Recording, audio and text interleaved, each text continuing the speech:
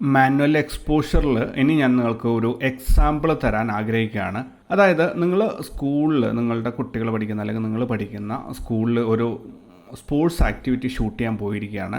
അപ്പോൾ അവിടെ സംഭവിക്കുന്നത് ഒരു ഹൈ ജമ്പാണ് ഇപ്പോൾ നിങ്ങൾക്ക് ഫോട്ടോഷൂട്ട് ചെയ്യേണ്ടത്. അപ്പോൾ അതെങ്ങനെയാണ് ഷൂട്ട് ചെയ്യേണ്ടത് എന്ന് നമുക്കൊന്ന് പ്രാക്ടിക്കലി ഒരു എക്സാമ്പിളിലൂടെ ഒന്ന് പോയി നോക്കാം. നിങ്ങൾ ഗ്രൗണ്ടിൽ എത്തിയിരിക്കുന്നു, നല്ല വെയിലുള്ള സമയമാണ്, 10-11 മണിയായിട്ടുണ്ട് സമയം, അത്യാവശ്യം നല്ല വെളിച്ചമുണ്ട്, നല്ല ചൂടുണ്ട്. അപ്പോൾ നിങ്ങൾ ഹൈ ജമ്പ് നടക്കുന്ന ആ കോർട്ടിൻ്റെ അടുത്തെത്തി.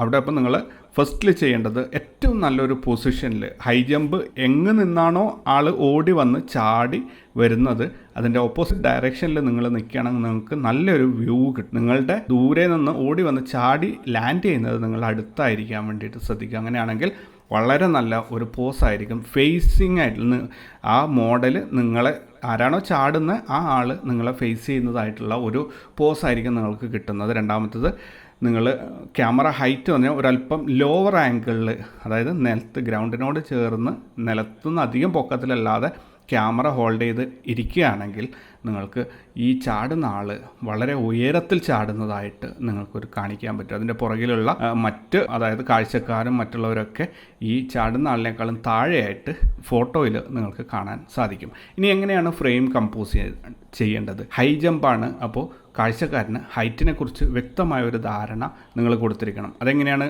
ഹൈറ്റിനെ കുറിച്ച് ഒരു ധാരണ കൊടുക്കുക? അതിനകത്ത് ഗ്രൗണ്ടും ഈ ഹൈറ്റ്, എത്ര ഹൈറ്റിലാണ് ഇയാൾ ചാടുന്നത് എന്ന് കാണിക്കുന്ന കൃത്യമായ സ്റ്റെമ്പിൻ്റെ മറ്റ് ഡീറ്റെയിൽസും അതിൻ്റെ കൂടെ ഗ്രൗണ്ടും കൂടെ നിങ്ങൾ കാണിച്ചിരിക്കും. ഗ്രൗണ്ട് എന്ന് പറഞ്ഞാൽ എവിടെയാണോ ഈ സ്റ്റെമ്പ് നാട്ടി വെച്ചിരിക്കുന്നത് ആ ഗ്രൗണ്ടും ആ ഫ്ലോറും അവിടുന്ന് സ്റ്റെമ്പ് മുകളിലോട്ട്, അതേപോലെ ഹൈ ജമ്പിനുണ്ടാവുന്ന വയ്ക്കുന്ന ആ ക്രോസ് ബാറും എല്ലാം നിങ്ങൾ കൃത്യമായിട്ട് കാണിക്കുക. ഇനി നിങ്ങൾ ഒരല്പം ഗ്രൗണ്ട് ലെവലിലാണ് ക്യാമറ പിടിച്ചിട്ട് നിലത്ത് ഇരുന്നിട്ടാണ് നിങ്ങൾ ഷൂട്ട് ചെയ്യുന്നത്. അപ്പോൾ ക്യാമറയൊക്കെ റെഡിയായി അവിടുന്ന് മോഡൽ ഓടി വരുന്നുണ്ട്. ഓടി വന്ന് പൊങ്ങിയിട്ട് സ്റ്റെമ്പ് ക്രോസ് ചെയ്യുമ്പോൾ കറക്റ്റ് നിങ്ങൾ ക്ലിക്ക് ചെയ്യണം. എന്താണ് ക്യാമറ സെറ്റിങ്സ് നോക്കേണ്ടത്? നിങ്ങൾ ഷൂട്ട് ചെയ്യാൻ പോകുന്നത് വളരെ ഫാസ്റ്റായിട്ട് ചാടി താഴോട്ടിറങ്ങുന്ന ഒരാളിനെയാണ്. മോഷൻ ബ്ലർ കൺട്രോൾ ചെയ്യണമെങ്കിൽ നിങ്ങൾക്ക് ഹൈ ഷട്ടർ സ്പീഡ് ഉപയോഗിക്കണം. നമുക്കൊരു എക്സാമ്പിൾ പറയാം. നിങ്ങൾ ഷട്ടർ സ്പീഡ് 1/1000 വെച്ചിരിക്കുന്നു. ഇനി രണ്ടാമത്തെ എന്താണെന്ന് നോക്കേണ്ടത്? ഡെപ്ത്ത് എത്രത്തോളം വേണം, അഥവാ അപ്പർച്ചർ എത്രത്തോളം വേണം. ഇത് ഒരേ ഒരാളെ തന്നെയാണ് നമ്മൾ കവർ ചെയ്യുന്നത് മാക്സിമം. എങ്കിലും നമുക്കൊരു സേഫ് സൈഡിന്, കാരണം നമ്മൾ ഫോക്കസ് ചെയ്യുമ്പോൾ അങ്ങോട്ടോ ഇങ്ങോട്ടോ മാറിപ്പോകുന്നതിനുള്ള ഒരു കൺഫ്യൂഷൻ ഒഴിവാക്കാൻ വേണ്ടിയിട്ട് നമ്മൾ f5.6 വെച്ചു. Aperture number 5.6, shutter speed 1000. ഇനി ISO എത്രയാണ് വയ്ക്കേണ്ടത്? ഇവിടെ ഒന്നുകിൽ നിങ്ങൾക്ക് എക്സ്പോഷർ മീറ്റർ അഡ്ജസ്റ്റ് ചെയ്യാൻ വേണ്ടിയിട്ട് കൃത്യമായ ഒരു ISO നമ്പർ സെറ്റ് ചെയ്യാം. ഇതെങ്ങനെയാണ് നിങ്ങൾ എക്സ്പോഷർ മീറ്റർ സെറ്റ് ചെയ്യുക? അവിടെ ഇപ്പോൾ ഒരാളും ചാടുന്നില്ല, ഇനി ചാടാൻ പോകുന്ന സംഭവമാണ് നിങ്ങൾ ഷൂട്ട് ചെയ്യാൻ പോകുന്നത്. അതിന് നിങ്ങൾ എന്താ ചെയ്യേണ്ടതെന്ന് പറഞ്ഞാൽ ആ ഫ്രെയിം, ആ ക്രോസ് ബാറും ആ ഹൈ ജമ്പിൻ്റെ ആ ഫ്രെയിം വരുന്ന രീതി, നിങ്ങൾ എന്താണോ ആ മോഡൽ വന്ന് ചാടുമ്പോൾ എടുക്കാൻ ഉദ്ദേശിക്കുന്ന അതേ രീതിയിൽ മോഡലില്ലാതെ ഒരു ഫോട്ടോ എടുത്തിട്ട്, ഇപ്പോൾ ഉള്ള സെറ്റിംഗ് വെച്ചിട്ട് ഒരു ഫോട്ടോ എടുത്തിട്ട് പ്രിവ്യൂ നോക്കുക. സ്വാഭാവികമായിട്ടും നിങ്ങൾക്ക് ആ ചുറ്റുവട്ടത്തും അതിൽ ഉൾപ്പെട്ടിരിക്കുന്ന ആൾക്കാരെയൊക്കെ കാണുമ്പോൾ അവരൊക്കെ ഇരുണ്ടു പോയിട്ടുണ്ടോ അതോ കറക്റ്റ് ആണോ എന്നൊക്കെ മനസ്സിലാക്കാൻ പറ്റും. അതേപോലെ നിങ്ങൾ ഈ സാമ്പിൾ ഷോട്ട് അടിക്കുമ്പോൾ തന്നെ എക്സ്പോഷർ മീറ്റർ ഒരു പരിധി വരെയും കാണിച്ചു തരും അങ്ങോട്ടോ ഇങ്ങോട്ടോ എക്സ്പോഷർ മീറ്റർ മാറിയിട്ടുണ്ടോ എന്നുള്ളത്.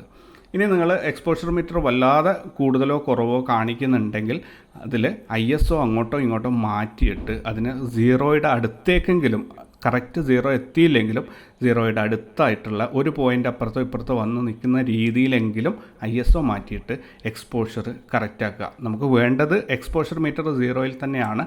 ഇൻ കേസ് നിങ്ങളുടെ ISO നോയ്സ് വരുന്ന റേഞ്ചിലേക്കൊക്കെ കയറി പോകുന്നുണ്ടെങ്കിൽ അതിൻ്റെ നോയ്സ് വരാത്ത റേഞ്ചിലേക്ക് മാറ്റി വെച്ചിട്ട് ഒരു പൊടിക്ക് ഇരുണ്ട ചിത്രം, അതായത് എക്സ്പോഷർ മീറ്റർ ഒരു പൊടിക്ക് ലെഫ്റ്റിൽ നിന്നാലും കുഴപ്പമില്ല, ആ രീതിയിൽ നിങ്ങളൊരു ഫോട്ടോ എടുക്കാനായിട്ട് തയ്യാറാവുക. ഇനി നിങ്ങളുടെ മോഡൽ അവിടെ നിന്ന് ദൂരെ നിന്ന് ഓടി വന്ന് നിലത്ത് നിന്ന് ടേക്ക് ഓഫ് ചെയ്തിട്ട് പകുതിക്ക് എത്തുമ്പോൾ തന്നെ നിങ്ങൾ ക്ലിക്ക് ചെയ്ത് കഴിഞ്ഞാൽ നിങ്ങൾക്ക് ഒരു പക്ഷേ കറക്റ്റ് ക്രോസിങ് കൃത്യമായിട്ട് കിട്ടും. ഇത് വളരെയധികം പ്രാക്ടീസ് ആവശ്യമുള്ള ഒരു സംഭവമാണ്.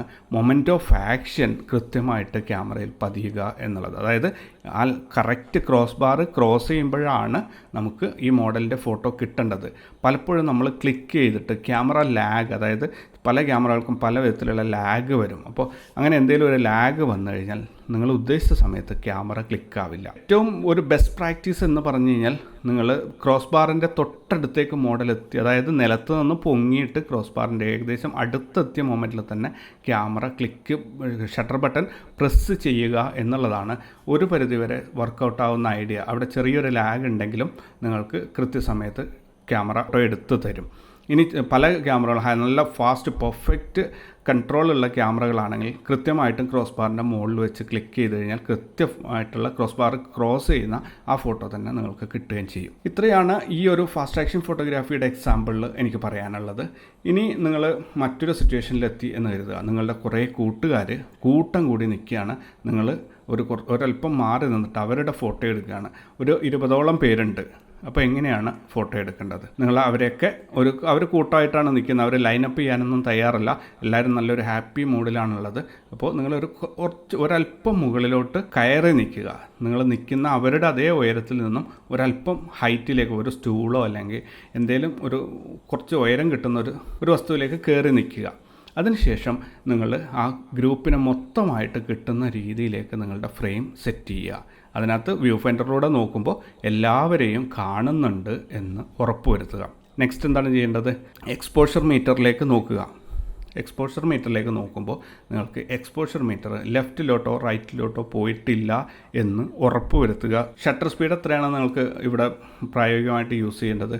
അതിൽ ഒരല്പം മൂവ്മെൻറ്റ്സ് ഒക്കെ ഉണ്ട്. പലരും കൈവീശുന്നുണ്ട്, പലരും ചിരിക്കുന്നുണ്ട്, തലകൾ വെട്ടിക്കുന്നുണ്ട്. അപ്പോൾ അങ്ങനെയൊക്കെ കുറേ സംഭവങ്ങൾ നടക്കുന്നുണ്ട്. അപ്പോൾ അത് നമുക്ക് ഒഴിവായി കിട്ടണമെങ്കിൽ നമുക്കൊരു സേഫായിട്ടുള്ള ഒരു ഷട്ടർ സ്പീഡിൽ നമ്മൾ ഉപയോഗിച്ചിരിക്കണം. നമുക്ക് ലെറ്റ്സ് സേ ഒരു 400 യൂസ് ചെയ്യാം ഷട്ടർ സ്പീഡ്, അല്ലെങ്കിൽ 500 യൂസ് ചെയ്യാം. Shutter speed 500. ഇനി നെക്സ്റ്റ് എന്താണ്? അപ്പർച്ചറാണ്. അപ്പർച്ചർ ഡെപ്ത് എത്രത്തോളം നമുക്ക് വേണം?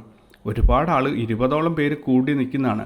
അപ്പോൾ ഒരു 5-6 മീറ്ററൊക്കെ ദൂരത്തേക്ക് നമുക്ക് ഷാർപ്പായി കിട്ടണം. മുൻപിലത്തെ ആളിൽ നിന്നും ഏകദേശം 6 മീറ്റർ ദൂരത്തിലായിരിക്കും അവസാനം പുറകിലുള്ള ആളുള്ളതല്ലേ. അപ്പോൾ അത്രയും ദൂരം നമുക്ക് ഷാർപ്പായി കിട്ടണം. അത് കിട്ടാൻ വേണ്ടി നമുക്ക് അപ്പർച്ചർ വളരെയധികം കൂട്ടേണ്ടി വരും. ഒരു F12 13 യൂസ് ചെയ്ത് കഴിഞ്ഞാൽ മാത്രമേ നമുക്ക് അത്രയും ഡെപ്ത് കിട്ടുള്ളൂ. ഇത് രണ്ടും സെറ്റായി കഴിഞ്ഞാൽ നിങ്ങൾ അടുത്തത് നോക്കേണ്ടത് ISOയിലേക്കാണ്. അതിന് മുമ്പേ ആയിട്ട് എക്സ്പോഷർ മീറ്ററിലേക്ക് നോക്കുക. ഇപ്പോൾ എക്സ്പോഷർ മീറ്റർ അണ്ടറാണോ ഓവറാണോ കിടക്കുന്നത് എന്ന് നോക്കുക. ഓവറാണെങ്കിൽ ISO കുറയ്ക്കുക, അല്ലെങ്കിൽ അണ്ടർ എക്സ്പോസ്ഡ് ആണെങ്കിൽ ISO നമ്പർ ഇൻക്രീസ് ചെയ്യുക. ISO ഇൻക്രീസ് ചെയ്യുമ്പോൾ പ്രത്യേകം ശ്രദ്ധിക്കുക, നിങ്ങളുടെ ചിത്രത്തിൽ നോയ്സ് വരാത്ത റേഞ്ചിനുള്ളിൽ വേണം നിങ്ങൾ ISO സെറ്റ് ചെയ്യാൻ വേണ്ടിയിട്ട്. നിങ്ങൾ വേറൊരു സിറ്റുവേഷൻ ഇവിടെ ഫേസ് ചെയ്യാണ്. 500 ഷട്ടർ സ്പീഡ് സെറ്റ് ചെയ്തു, അതേപോലെ F12 13 സെറ്റ് ചെയ്തു. ISO ഇപ്പോൾ ഉള്ളത് 100 പക്ഷേ നിങ്ങളുടെ എക്സ്പോഷർ മീറ്റർ ഇപ്പോൾ ഓവർ എക്സ്പോസ് ആണ് കാണിക്കുന്നത്. അതായത് നല്ല വെയിലുള്ള സമയത്തൊക്കെ ആണെങ്കിൽ ഇങ്ങനെയുള്ള ഒരു സിറ്റുവേഷൻ വരാം. ഓവർ എക്സ്പോസ് കാണിക്കുന്നു, അതായത് എക്സ്പോഷർ മീറ്റർ വലത്തോട്ട് നീങ്ങി നിൽക്കുന്നു. നിങ്ങൾ എങ്ങനെയാണ് ഇതിനൊന്ന് കൈകാര്യം ചെയ്യുക? ഇവിടെ ISO നിങ്ങൾക്ക് കുറക്കാനില്ല. പിന്നെന്താണ് ചെയ്യാൻ പറ്റുക? ഇവിടെ നിങ്ങൾക്ക് ഒന്നുകിൽ അപ്പർച്ചർ ഇൻക്രീസ് ചെയ്യാം. കാരണം നമുക്ക് മിനിമം വേണ്ട ഡെപ്താണ് ഇപ്പം നമ്മൾ F12 സെറ്റ് ചെയ്ത് വെച്ചിട്ടുള്ളത്. ഡെപ്ത് കുറച്ചുകൂടെ കൂടുന്നത് കൊണ്ട് കുഴപ്പമൊന്നുമില്ല. അപ്പോൾ നമുക്ക് ഒന്നുകിൽ F14 F16 ആക്കി വെക്കാം. അപ്പോഴും നിങ്ങളുടെ എക്സ്പോഷർ മീറ്റർ 0യിലേക്ക് വരും. അതും അല്ലെങ്കിൽ നിങ്ങൾക്ക് ഷട്ടർ സ്പീഡ് ഇപ്പോൾ ഉള്ള 500 നിന്നും ഒരു 640 800 ആക്കാം. അപ്പോഴും അപ്പർച്ചർ മാറ്റാതെ ഷട്ടർ സ്പീഡ് മാറ്റുന്നു. അപ്പോഴും നിങ്ങളുടെ മീറ്റർ 0യിലേക്ക് വരും. ഓക്കെ, അപ്പോൾ ഇങ്ങനെയാണ് ഈ ഒരു സിറ്റുവേഷനിൽ, ഈ ഒരു എക്സാമ്പിളിൽ നമുക്ക് എക്സ്പോഷർ കൺട്രോൾ ചെയ്യാൻ പറ്റുക. എപ്പോഴും നമ്മൾ ശ്രദ്ധിക്കേണ്ടത്